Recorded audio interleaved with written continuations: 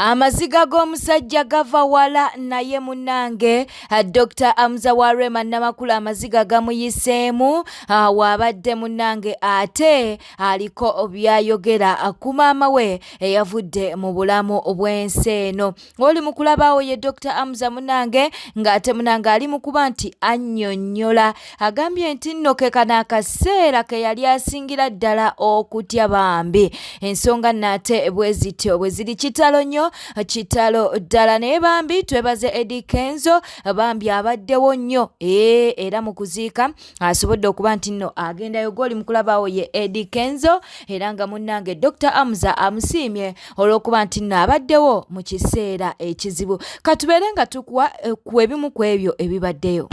Kwanjula muganda wange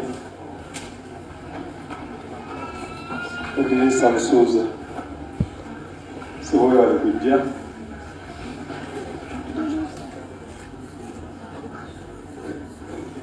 n'abakwerekeddeko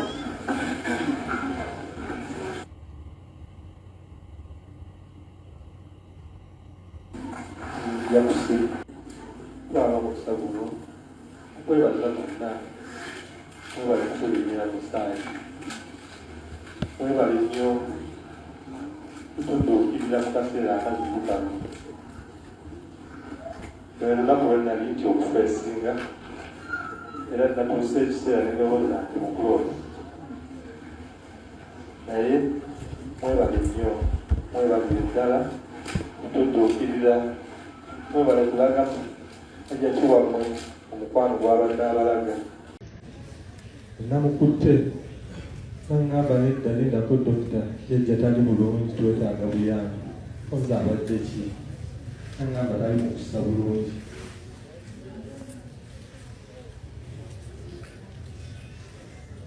abadde personal assistant wange naye yabadde avuga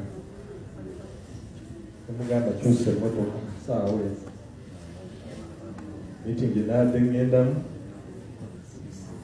tugenda kumiitinga ne Timothy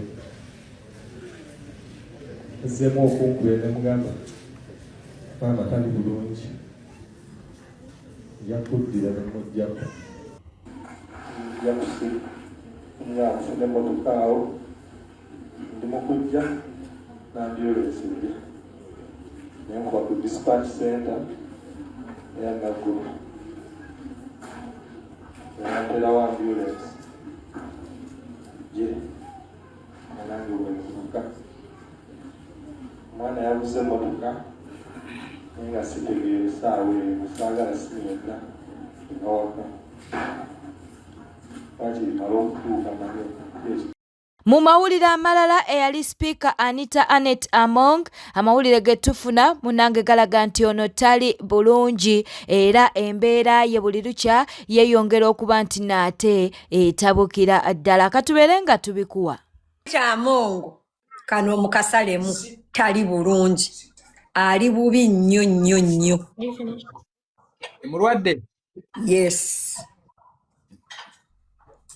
Era mwe abaagala Anita nga nange muntwalidde Bambi tumusabire tali bulungi. I think because of ebibaddewo the depression aina sukaali her sugars skyrocket bannange mumusabire. Nze oyo mukyala Bambi ankwasa ennaku. I sympathize with her and whatever. Anita is not that bad. They made Anita to look bad because they wanted that position. So, I don't, honestly, if you ask me, she did not deserve to be treated the way they treated her. Lwakuba munange politics za Uganda atena ddala omuntu eyalemezaamu Anita ye mukulembeze wa Uganda kati muhozi era mutya. Naye nga Anita, it was not that bad. A lot of people are corrupt. There is banange nina ebigambo byensobola okwogera ebinannyongerako ebizibu already ebyennina. But Anita is not that bad. It was not that bad. I feel sorry for her, but it is what it is. She was not that horrible. I know a lot of MPs and ministers, they genuinely loved her. She had the influence of those people. They genuinely loved her. Yeah. Yes, kkiriza tubeere nti nate tweyongerayo naye teweerabira kuba nti osubscribinga olikinga n'okuleka obubaka bwawo mu comment section. Ate mulowooza Dr. Bosa owa Ebons tebamuyisizaamu eggaali, bamubuuliridde bamugambye nti kyekiseera abeere nga munnange annyuka ebyokuzannya ate atendeke ku bantu abalala. Kisookera ddala mbadde njagala kukulabako ng'otudde mu katebe ebbali nga waliwo abaana abalala abazannya nga naye awaadi ze bazannya nga ziri nga tuziyita the Ebonies Award. Tuli waadi ngayo abaana abalala betugulumiize nga bavudde mu musingi gwammwe kubanga kiruma nnyo omuntu omu kuba tuli mu generation nti Ebonies saaya kati ogenda kulaba ng'egenda yeesokolamu abantu ono agenze bweru takomyewo n'agenze London takomyewo n'agenze wano takomyewo ne talent ezo zigenda zifa mpola n'olw'ensonga eyo olaba otya wabangayo Ebonies Award ne zijja ne mu masomero eno generation kubanga ne muba temukyazannya enkya erinnya Ebonies lisigala weeriridde nnyo nga n'omwana wa myaka 20 maaso nga lijja kusigalawo nga tulina Palm Award zisimanyi gye zaava ne Ebonies Award ku myaka Ebonies gyemazeewo tesobola kubaayo n'abaana beewa accolades mu masomero. Tugamba bano bazanye bulungi somero wedded mu masomero ag'enjawulo era bwe tutegeka abazadde ne babasabayo kasente lwaki sente tulina funa za show zokka. Ekintu ekyo nsuubira bulungi nti singa oba okitandiseeko okesesa bulungi nnyo awaadi ezo ne zigenda mu masomero kubanga sisuubira nti basobola okuloota omuntu ayina ekitone mu bintu ebyo n'olonda omuntu ng'olonze bubi nga gwe jjaaji ow'okundikko. Nalabako omukulu waffe Alex Mukulu balina ekintu kye baali batandise ekyayolesa ekitone n'ensuubira ne Ebonies Award bwejja nga buli mwaka tunominatingayoko ku baana ab'enjawulo aba performance obulungi era ne batambulira mu ngatto ezo kubanga kati generation gyeraga abantu bagenda kulinnyanga ennyonyi buli lunaku osanga omuntu eyazannya paati eyo nga taliiwo naye nga waliwo abantu abasobola okukola kyeyali akoze naye nga tebalina confidence ebaleeta waggulu. So ekyo mbadde nkusaba mukulu wange okitunulemu nnyo kirowoozo kirungi Ebonies eno singa yabanga ne mu masomero eyingiramu ne talinda kutegeka kivulu kimu kiswaza nnyo okusanga legend ku booda ate nga tetugamba nti obutalinnya booda kyekitegeeza nti legend aba talina ne legend alya ku endorsements mu bintu ebyenjawulo n'alikulabyeko ku Lubiri secondary nga woli ku Ebonies Award nkulabyeko ku Nali SS ku Ebonies Award kitegeeza amasomero ago gonna gali mu Uganda begaba amasomero 5 gwe nga legend owummula okyali mu supu n'owummula ate n'otunuulira abalala abajja ne tubeera nga n'okukulabako mu myaka 5 olabikako gumu kitegeeza tulina osasula sente nnyingi ennyo okulaba kyo nga mwoli ate naali kwagadde okulabako nga jjaaji si kuwummulira ku mulimu nga balubu naye nange nkulabeko nga jjaaji ebbali ng'oselekitinga omwana akoze obulungi kinnuma nnyo okulaba legend nga talesewo omukulu okugenda musigaza mu bantu. Kituufu tulina abantu nga Muhammad Ali mukubi wa bikonde tewali jimu gy'osobola gendamu ng'ekuba bikonde n'otasanga mu kifaananyi kya Muhammad Ali. Dr. Bosa ono aluddewo lwaki ye ekifaananyi kye tukisanga mu buli wantu we bazannya katemba nga nakyo weekiri lwaki tetusangayo akafaananyi k'Ebonies lwaki awaadi ezo tezigenda buli wamu kyentegeeza nti kati byokozeeko n'amaanyi go biwedde nze nakula mpulira erinnya nakawunde ne naddamu okulaba nakawunde ng'ali ku kyeyo ne ŋŋamba erinnya lino nakawunde twakula tuliraba naye erinnya eryo lituuka litera lizaanawo nze nnumwa nnyo ng'ekitone kyonna ekibaddewo emyaka 2+ abantu obutakkowa myaka 2 ng'okyategeka ne bajja si kintu kitono naye ffe twagala omuntu aluddewo emyaka 2 abeereko mu katebe nawe olabeko nange omuntu azze bwenzannya empaka ezo tugambe awaadi zigenda kubeerayo okwo kwe kubadde okuteesa kwange.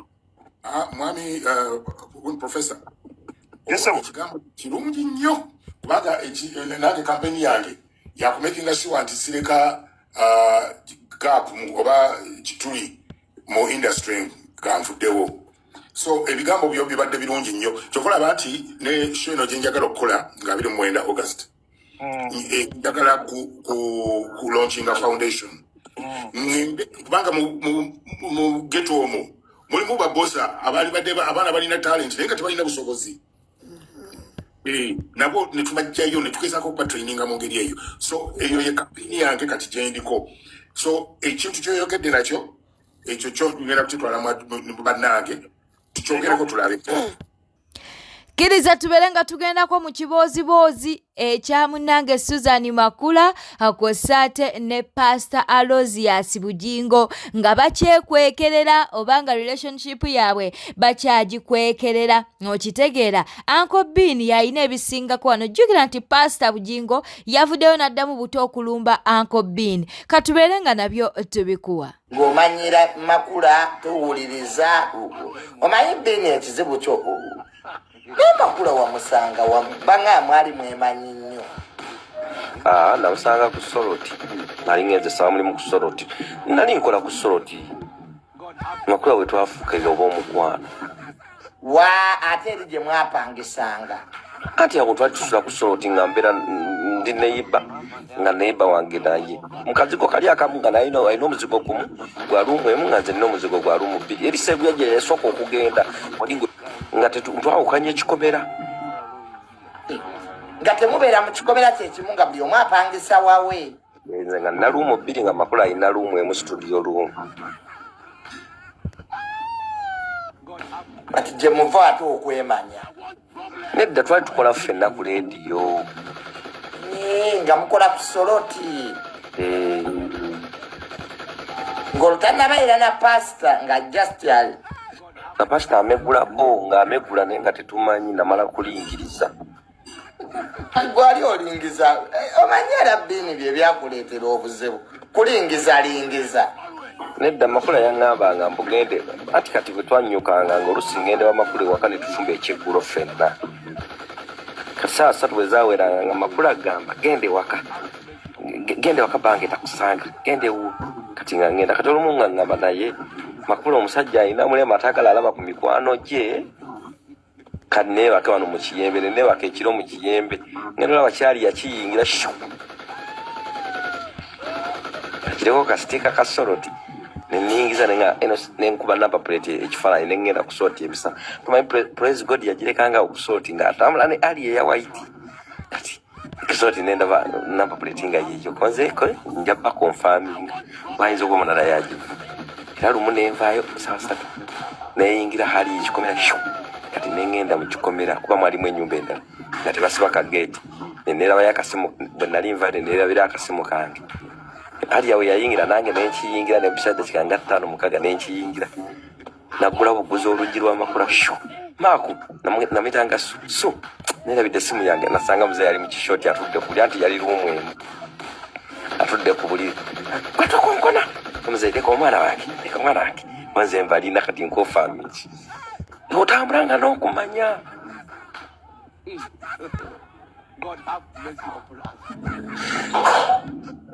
Olina okwekuumiranga mu kumanya ndaba Bean oli musiru.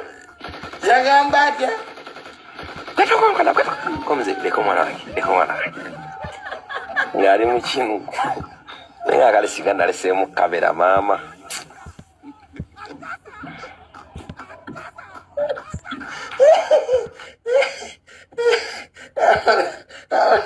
Hola Bean. Oluvannyuma munnange lwa kansala eyafudde Saidi Zennakisunga munnange kati bavuddeyo ne babeera nga banenya abo abaamuleese mu mbeera gye yabaddemu nti yabadde asana kutwalibwa mu ddwaliro kyekyo ekyabadde tekirinda okuba nti no bamulayiza bambi nga mulwadde mbu be baamuviiriddeko n'okuba nti naate afa. Naye obuwutta bw'Abannayuganda ono kansala mmwe mwamusse. Kiki ekyabadde kitalinda? Okulayira kwabadde tekulinda? Omuntu mulwadde muyi mumusoosa mu kulayira. Musajja watunga n'omukka asika musike abaka mubake nga n'amaaso tegatunula bulungi mumutwala mu kulayira alayire amale okulayira mubalyoke bamulongere mu ddwaliro. Kyokka nga mulwadde olunaku lwabadde teluyinza kuyitawo. Ne mutta omuntu olw'okuba mwagala mumusoose mu kulayira. Babadde bagenda tegekawo okulonda nga tazze essaawa ey'okulayira. Musajja otumwe mwamusse. bino ebyobufuzi byetwemaliza mu bwereere mbu waba talayidde mangu essaawa ziyiseewo omuntu n'afa mu byekisiru obulamu bwe bulina osooka naye omuntu najja alayire mune mumulayiza ku mpaka abalala bamubujja bujja bukasita amaze okuba ekirayiro katumwongereyo mu ddwaliro akadakiika obusaawa bwamuleeta obudakiika obwo okulayira oyo abadde alina okufunira obulamu bwe mu ddwaliro singa mwamusoose ne muyisa buyisa ne mumutwala mu ddwaliro n'afuna obujjanjabi yandibadde kati musajja wattu nga mulamu we yandifunyemu olungubanguba mwani musanze mu ddwaliro ne mumulayiza ng'ali mu ddwaliro olwo singa yabadde mu kkoma abantu bannayuganda muli bawutta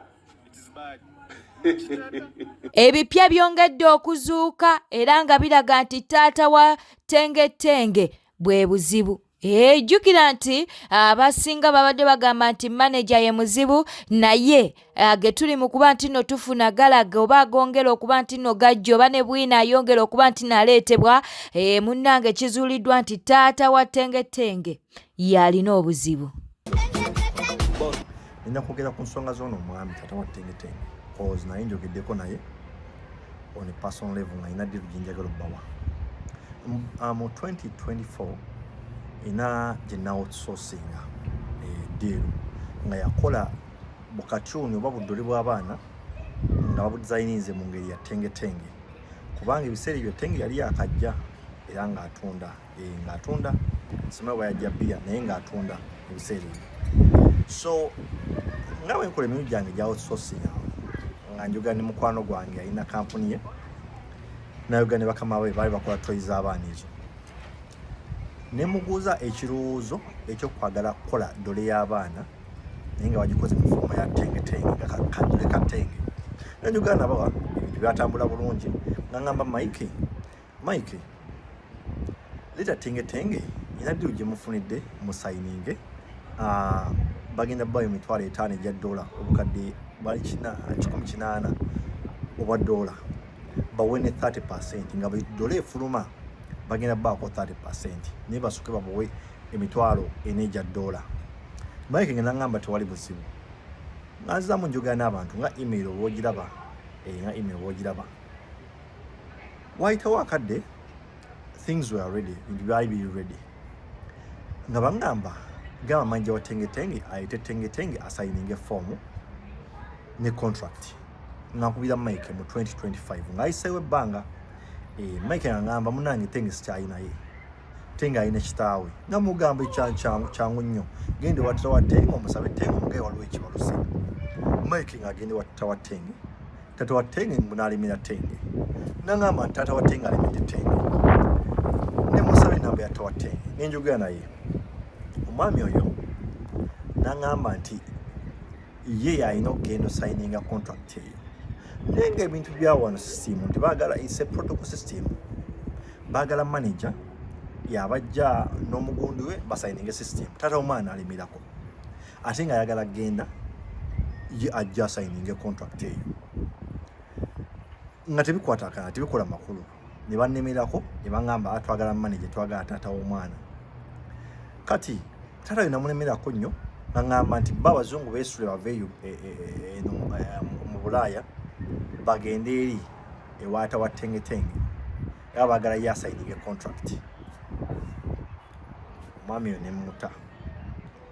nemuta kati mwaboogera simanyi Mike aweyo akawunti biki ebyo benayo kasirwa bwereere bw'ojja n'onzimbira ennyumba ng'ogije ku musingi gwe kenyini ogizimba nemba siriiwo tefuuka yiyo okitegera dde bwagizimbye abali ba firimu mukimanyi omuntu olaba firimu n'osanga muswaziniga naye sente ziba zize ye bamutemera akene akola ki n'agenda firimu tebayiye so muggyeko amalala n'obutamanya tiwakuba omuntu omulaye mu vidiyo nti copyright laws zonna copyright biki ezo byonna bibye omuntu aba azimbye ekintu kye muleke ate kibaali tikyetaagisa kudira mwana oyo muteeke gundi muteeke ku internet atandika okusabiriza essimu Tenge Tenge is a big brand. Wano engamba nti ngenze oba nkotte video ngenze kubuuza abantu bamanyi Tenge Tenge.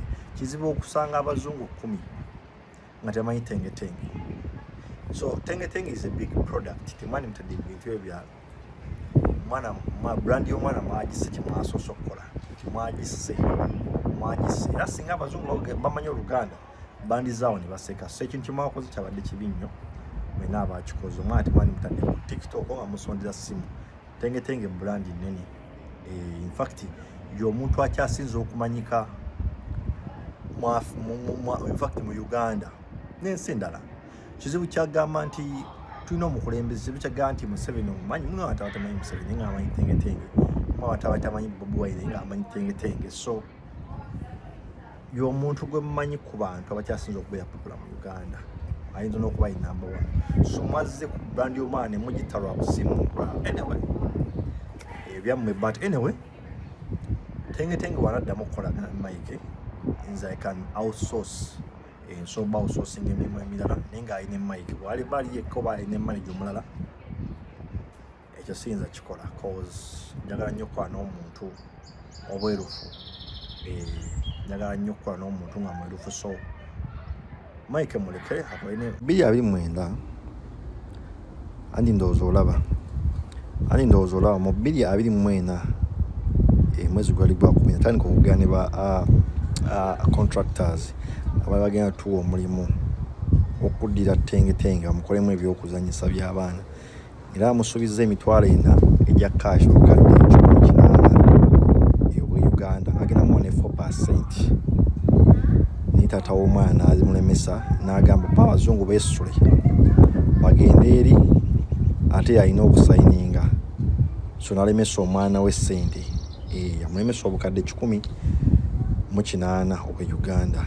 Bagenda kukola ebyokuzanyisa by'abaana nga babikola mu ngeri ya katyuni ya Tenge Tenge.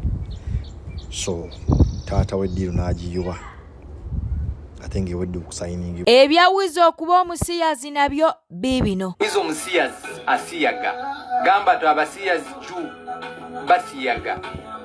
Genda obuze Jackson Dynamite bakasiyaga akaana konna.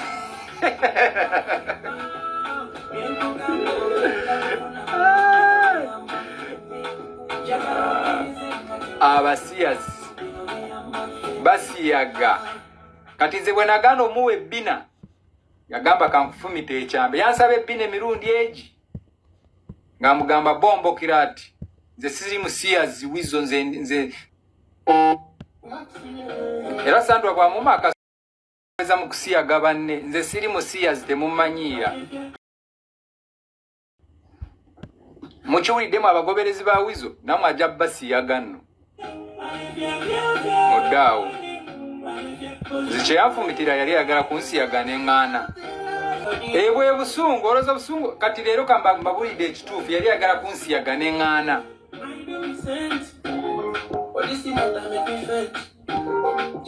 Yali ayagala kunsiyaga bikubiteega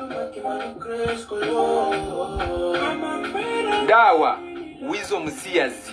Bwete tambudde obadde mulabi mulungi alekwe kumina ku News Pack channel. Kankusobere ngo subscribinga o likinga n'okuleka obubaka bwawo mu comment section. Beera bulungi uwe